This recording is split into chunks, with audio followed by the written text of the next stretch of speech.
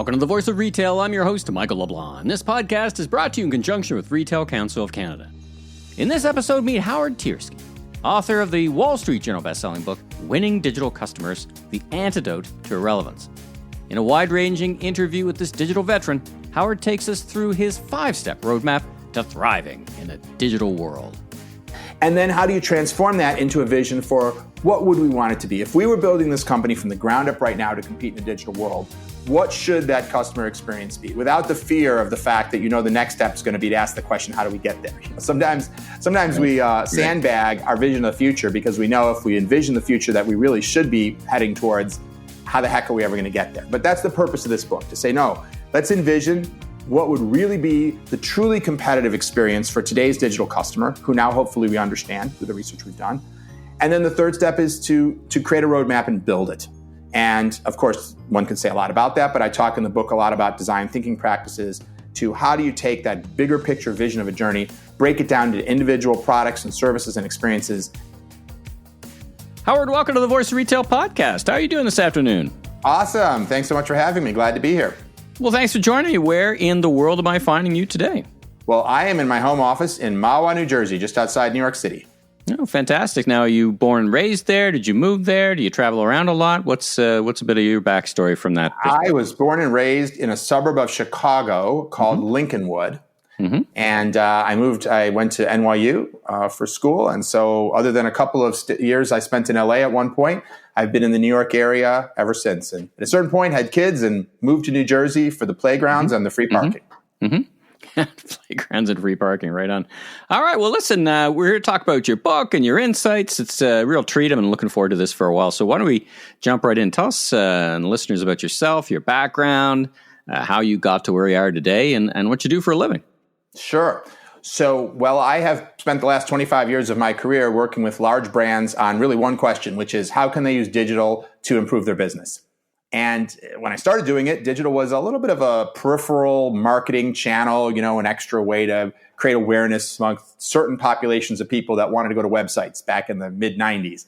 And of course, today, it's for most businesses and in most industries, the single most important component that determines whether they're successful or unsuccessful. So it's certainly grown a lot.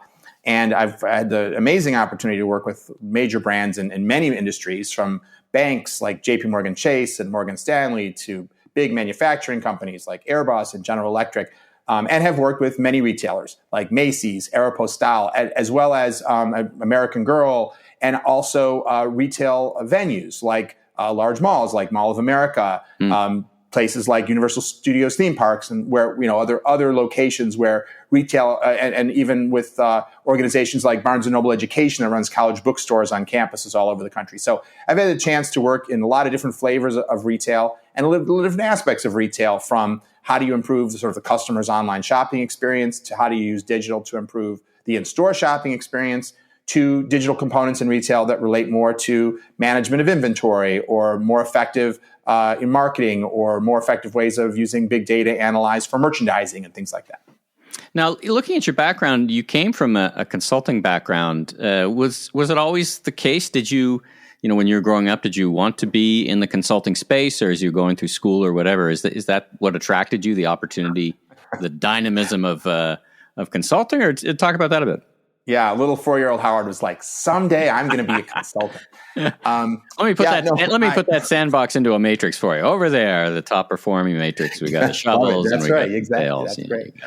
I studied. I was very into theater, film, and television, and that was really what most of my education was focused on. And I mentioned I went to NYU and I went to grad school at USC, studying that. And as I was beginning my professional career, the early versions of interactive digital capabilities were becoming commercialized, and things like CD-ROMs and very early internet capabilities and different kinds of online bulletin board systems and things like that. And so I became very interested in those as well. And interestingly, they had some of the same characteristics that I loved about theater, film, and television. They had storytelling, they had visual components, they had technical components, working with different types of creative people and different types of technical people to create an experience for some kind of an audience. And frankly, one of the things I loved most about live theater was the interactivity. And of course, you have so much opportunity for interactivity of so many sorts in the digital world. So I wound up kind of getting sucked into that world I started working at Ernst & Young Consulting, working with brands on digital implementations at a time when, again, it was new. Many companies didn't yet even have a website, et cetera. And I stayed there for about 15 years doing that type of work, and then wound up starting my own company almost 15 years ago. So my career kind of breaks into these sort of two roughly 15-year chunks. So I started my own digital consulting firm / agency in 2008. So I guess that's maybe 14 years ago, something like that. Have been, just loving the opportunity to work with all these big brands on this continuing problem of how do they create a customer journey that's really competitive in this ever more digital world. Your background's interesting. I'm talking to a lot of retailers who, and when we talk about the types of people to hire for their digital strategies, and I guess in the first wave of digital, a lot of us were hiring direct response type folks, right? Folks who are very analytical, direct response oriented. And then it seems, I want to get your opinion on this, as he's had this huge different fragmentation of channels and different elements, everything up to including like a TikTok. Storytelling becomes pretty important. And that blend of having a team that can both measure but also tell stories has got to be pretty important. What are you thinking about that? And what are you hearing from your clients? Storytelling is the single most powerful tool in our arsenal in business. And storytelling impacts, since we're here to talk about retailers a number of ways. One is certainly you have to be able to tell a story about what your brand is about and why, for example, if you're a brick and mortar retailer, why it's worth the trip. And why tell a story and not just sort of tell them why, just be rational, is because people pay attention to stories. The human brain is psychologically wired to pay more attention to stories for all kinds of reasons rooted in evolutionary psychology that I actually talk about in my book. So storytelling is the most effective way to communicate almost all content. Furthermore, the most effective way to think about planning and executing an awesome digital experience for customers is also through storytelling. Because when someone is going to, let's say, go to the store, they're writing a story right there. Stories have a hero, usually the customer. Stories start with a problem. Well, people usually don't go to the store if they don't have some kind of a problem or need, whether it's I need new fall clothes for my kids for, start of school, which is what I'm dealing with right now, or, I'm repairing something and I don't have the right size saw blade or whatever else, or my friends and I are bored and we want to go hang out somewhere. But whatever the reason is, we get in our car and we go somewhere because we're trying to solve something. We're trying to meet some kind of a need. And then, of course, some things happen as they do in stories. And it's either a story of victory or a story of frustration and failure. And so storytelling is a very powerful way to think about the overall experience and journey that we're trying to create for someone. And I think one of the challenges that a lot of retailers have, and not just retailers, lots of businesses today, when they're not succeeding at the level they'd like to with today's extremely high expectation customers, is that there are aspects of the story that aren't a positive emotional journey. There's points of frustration, disappointment, confusion, et cetera, at some moment or various moments of the retail experience, even if they're peppered together with moments that are satisfying, or even if they're combined with the ability to actually accomplish the goal. I can go to the store to buy jeans and I can walk out with a pair of jeans. It doesn't necessarily mean I had a great experience. It doesn't necessarily mean I'm going to want to rush back there. Or on the flip side, I could go to a store to buy jeans and I could walk out with nothing, but had an amazing experience that I tell all my friends about, and I want to go back to that store again and again. And that is the most fundamental secret to businesses today that are successful, is that they're creating those kinds of experiences, particularly because retailers, they have to compete on convenience. Because if you're talking about a brick and mortar retailer, for example, that is trying to compete with Amazon and a digital world, should you bother going to the store when you can just click and order something in under 30 seconds? And there has to be a good reason to go to the store. And very often, there are several key reasons why someone would go to a physical store. But one of the most important reasons is the experience. If I have a beautiful, wonderful, fun, exciting, interesting, there's many different positive verbs you could put in there, experience in the retail store, then that's the kind of thing I'm more likely to go back to. If it's just a longer, more time-consuming way to accomplish the same thing I can do on the internet, I'm probably not going to want to do it. And of course, for retailers that are competing through their e-commerce stores, you similarly have to consider how is your e-commerce experience going to compete with the experience of Amazon or other leading retailers, because, man, they put a lot of energy into creating a fantastic and efficient and low-effort experience. And so you've got to compete there.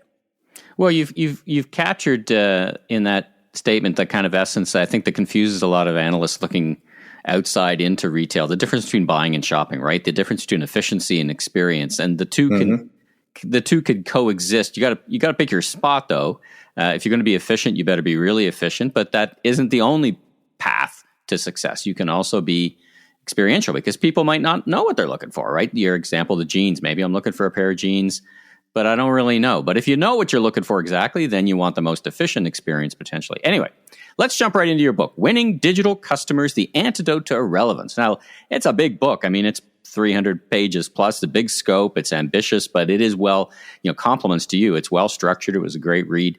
When you wrote the book, who did you have in mind? Who are you writing it for? Who should read it? And who's going to get the most benefit from picking up a copy, which is available today. So just a note that it's available at all the places where my listeners would love books. But tell me a little bit about what was in your head when you wrote the book. Sure. Well, it's funny. You asked a couple questions, and the answer is slightly different, who I had in my head, and then the somewhat broader group of people who have been telling me that they've been benefiting from the book. But who I had in my head were the people who've been my clients for 25 years, which is to say, executives at large brands who are challenged, who are assigned, or who self-proclaim themselves that they're going to help lead that company to a successful digital future. And sometimes that's a CMO, Chief Marketing Officer. Sometimes it's a CIO. Sometimes it's a Chief Digital Officer. Sometimes it's a CEO or someone else, Senior Vice President of e-commerce or whatnot. But the people who basically it's their job to figure out how to make this company successful in the digital space. Or people who are responsible for some kind of a P&L and recognize that in order to make that P&L successful, that business unit successful, whatever it may be, they're going to have to be able to deliver a stronger and stronger digital experience. So that's who I had in mind, and that's a lot of who has used the book. And there's a lot of quotes at the beginning of the book from people who got the early release version of the book at big brands who benefited from it, which is very, of course, gratifying. Yeah. But one of the interesting things that I've heard since then is people who are not at big brands and big enterprises, people at small and medium-sized businesses, people at not-for-profits, and others who are saying that they're applying the principles in the book to their businesses as well. And I think that's really cool. I spent my whole career working with big brands, so I didn't really have that much clarity on how much of what is in the book might or might not. In the first interviews that I did for the book, I remember when it was not yet even out, people would ask me, well, what about for small and medium businesses? And my answer was kind of like, I don't know. I'd like to think it's applicable, but to be perfectly honest, it's not what I do. So I'm not really in a position to say. But now I have all this feedback that tells me that even though a lot of the stories in the books and the examples are from big brands, that people have been adapting the content very successfully. And I hear stories of like a hardware store or a bakery or a gas station that's doing customer research using principles in the book and improving their business as a result. And I'm like, that's so cool. I'm really excited to hear that. You start out with one of my favorite terms, transformation, and talk about what you're seeing now through the lens of your experience, your 20, 25 years, what you're hearing from your Fortune 1000 clients. I mean, it feels like more and more when we talk about digital and business that it's becoming a distinction without a difference. In other words, it's all digital. Now, that's an overstatement. There's still lots of different types of media and terrestrial and malls and all that stuff. But when you think about transformation, what is it that you're hearing, and what is it that, let's say, keeping your clients up at night that you're providing solutions for, and that the book really can help, as you said, small, medium, and large businesses with? Yeah. Well, I think about transformation in a way that maybe is a little different than I usually hear people talk about it. I like to think first about the transformation of the world. And even within that, most critically, the transformation of the customer. Because that's really what's driving all of this. And that's why I call my book Winning Digital Customers, right? Well, what is a digital customer? What does that even mean? Well, to me, these are people who are living lifestyles that are really digitally centric. And while we were all using, computers 20 years ago, since the smartphone has come to maturity and the massive ecosystem of apps and the whole mobile world, there's been a dramatic societal change and a dramatic change for the experiences on a day-to-day basis of most of our customers. People are now using digital means to shop, to work, to date, to do almost everything in their lives. And that is a big shift for most people from where they were 15 or 20 years ago. And COVID, of course, has only further accelerated that, as many people have observed. Many people. The COVID part I really want to dip into because the journey of writing a book takes a long step. So I think you wrote most of the book, if not all of it, kind of pre-COVID. But it takes a while to get books on the shelves. Is there anything, as you reflect on this particular issue around consumers? We hear, and you talk about a little bit in your preface about acceleration of existing trends. Are you thinking about things that have changed? There's things that we did in the COVID era and whatever we're in now, quasi post-COVID era, that were kind of adjustments for our life, right? Versus structural changes. Are you observing, are you hearing, are you thinking about how consumers have changed in a more permanent way? How do you think about that? I think that a lot of the change that we've seen from COVID is permanent, and I think there's a lot of data to support that. I think that the world was already on this transformation. More and more things were becoming digital, and more customers were doing more and more things digitally. But of course, for most people, there were still some things that we weren't doing as digitally, and there will always be, of course, some things that we don't do digitally. What happened with COVID was simply that some of the non-digital ways that we did things were taken away from us. And therefore, if we still wanted to, get food from a restaurant, we couldn't go there, and, we had to order digitally, et cetera, or if we wanted our groceries or things like that. So that accelerated the adoption of things that probably would have been adopted anyway. I don't think they were so many. I mean, there's obviously certain COVID behaviors that hopefully will go away, like, wearing masks everywhere and things like that. But if you're talking about things like ordering your groceries from Instacart, or using Uber Eats to order food, or, finishing the transformation of doing all of our banking digitally, things like that, I think that those types of changes were inevitable, and COVID simply sped them up because they temporarily blocked us from our non-digital alternatives. And so, what I see is that, well, of course, like for example, streaming massively skyrocketed during COVID because nobody could go to the movies. So now most people feel it's reasonably safe to go to the movies. I certainly feel it's safe to go to the movies, though I'm not here to give anyone advice on that sort of thing. And so have I gone to the movies since COVID? Yeah. But am I going to the movies as often as I went before COVID? No. Yeah, and if you look at the data, with the exception of certain blockbusters that everyone really wanted to go see, movie going is still substantially down, despite the fact that most people, clearly, vacation going, however, has rebounded beautifully. So clearly, those, let's say, crowded environments that people can't replace easily with a digital at-home experience, they have returned to. But other experiences, they have realized through COVID that, hey, I have a pretty good experience streaming stuff at home. There's a ton of stuff on Netflix and HBO and Disney Plus and all that. And so you're seeing now sort of a retrenching where some of the old behaviors come back, but most of the change has remained. It's a really, I think that's the trend with COVID. It's a super interesting discussion. I want to hang on it for a minute, because what many of us are observing is kind of an action-reaction. And, there is some talk, that COVID would accelerate e-commerce by a decade, which I never bought into. I think you see in the day-to-day e-commerce flatlining, particularly in things like grocery, people going back. You work with malls, you would know this. People are going back to physical retail. So has it gone too far? Is there a point of let's say a point of oversaturation of digital where people are like, enough? And I've read studies where, kids are saying, listen, I go to the malls because I want to get off social media. It's not always a very positive experience, as you know. What do you think about that? I mean, action, reaction, has it gone too far? And should brands be thinking as much about physical experiences as digital experiences in the context of the modern environment? Yeah. Well, so you're asking two different questions, right? Digital versus not digital, and sort of physical versus, virtual or whatever, e-commerce experiences. And so I'd say a few things. First of all, I was at Banana Republic at the mall the other day, and I tried on some pants, and they didn't fit.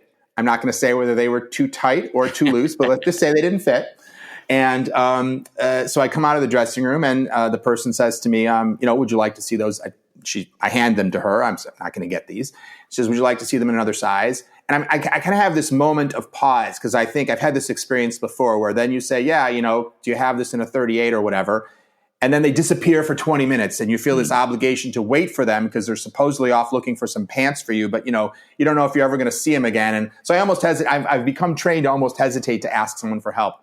But so I said to her, I don't know, do you know if you have them in a different size? So she takes the tablet in her hand. She scans the barcode on the tag of the thing in my hand. And she looks and she says, yes, I have three of these in a size 38, and she goes and gets it for me. And it's like nearly instantaneous. And so, I think one of the things that we want to remember is that part of creating great physical experiences is digital enablement, which means both creating a better interaction, for example, with a salesperson through digital technology. Look at things like what Amazon is doing with their Amazon Go stores, making the checkout experience much faster or even non-existent. You walk into an Amazon Go store, you scan your QR code when you enter, you just get what you want and you leave. You feel like you're shoplifting. So I think that that's a part of it, is how do you not view the world as, physical and digital, but see digital as a force that you're going to use to give your customer a better experience, whether they're connecting with you remotely through a device or whether they're actually showing up at your facility. And then I think that when it comes to creating, the question of, by the way, that also goes for the customer, whether that's kiosks or apps that allow wayfinding in the store. It's not only digital technology that supports your associates or other people working in a store, but it's about allowing that digitally centric customer to have the experience that they want in your store, getting more information about a product on a shelf through a QR code, finding the right product in the store, and potentially being able to scan items and check out without having to wait for an associate to pay. So I think there's all this opportunity to create these next generation physical retail experiences.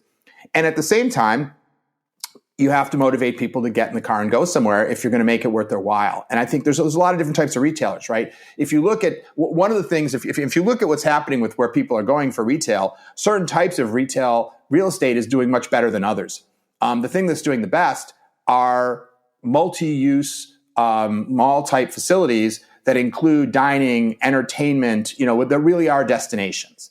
And because, as you point out, people want some place to go. And if they can go someplace and have that mixed experience, see a movie, do some shopping, have a meal, have a drink, put their kids on the merry-go-round or whatever, then this is an appealing thing. If I've just got to go drive 15 minutes to go to Macy's to buy some underwear, passing three stores that sell the same thing on the way there, it's not very compelling. Let me ask you this question.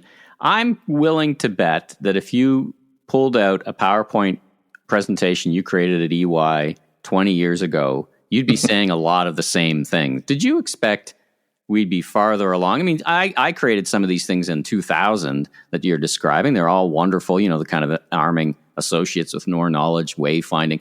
And you talk about this in the book, which is why I'm kind of referencing it. How do you overcome the challenge of executives resistant to change? Like, why did you think we'd be farther along? And what are your tips to kind of getting that change happening? Yeah. I don't know that I ever had really a prediction. I'm not going to claim that I had the level of imagination to have predicted how far we've even come.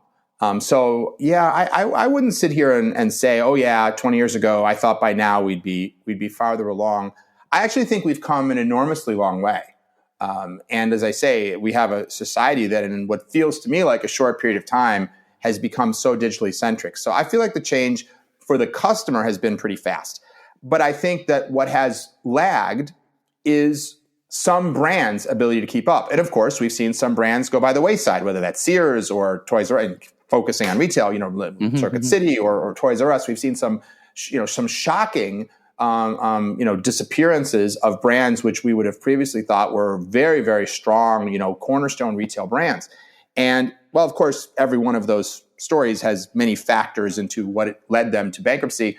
Very often, a critical major component was their failure to move quickly enough to meet the needs of digital customers. And so I think that the change in the world has been as fast or faster than I ever tried to predict, to the degree I tried to predict it. But the change at certain brands or many brands has been too slow. And I think that relative difference of speed has been the biggest problem. Your book, as I said, is quite readable, but you break that down into a 5-step roadmap. So quickly, because I want everybody to get the book, take us through what those 5 steps are, just as a hint to what they can find in the book. What are the 5 steps that you recommend? Yeah. So in the book, we're trying to answer the question, well, how do I get there from here? Because for many brands, it's easy to look at an Amazon experience or what have you and say, good Lord, how am I ever going to get this, sort of legacy company that I'm working at to be able to compete toe to toe in a world where I've got all these sort of pure play digital companies that were built for digital? And by the way, some big brands are succeeding in doing that. As you probably know, Walmart is the number 2 e-commerce player in the United States right now. Starbucks is the number 2 largest digital wallet. So plenty of, what we might have called legacy analog companies have successfully transformed into companies that are absolutely toe-to-toe competing in the digital world in a no excuses kind of way. But many others are not. And so the purpose of the book is to say, so what do you do? How do you get from here to there? So the 5 steps we talk about, the first is to understand your customer. Because as I've been saying, the thing that really drives transformation is the fact that customer has transformed. So how well do you really know and understand today's customer? And there's a whole bunch of research techniques that are described in the book. And this is, of course, my core consulting business as well. What we spend an enormous amount of time on is trying to understand how have the way people shop for groceries changed? How has the way people consume news changed? How has the way people plan for their retirement changed? How have all these things changed?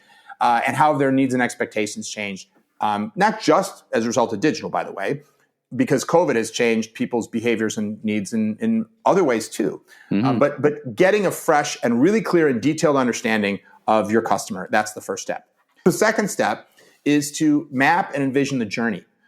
Starting by making sure you really understand what is the experience your customer has today when they engage with your brand. Because many companies have perhaps, shall we say, an idealized notion of what happens when someone, say, walks into their store. But is that really what happens? How many people get lost in your store? How many shopping carts have wheels fall off of them? How many people can't find what they're looking for? How many people have a rude experience with a salesperson? How many people wait too long for a checkout, et cetera, et cetera? So really a realistic, including what's great about your current experience, but also where your current experience is letting people down, letting your customers down.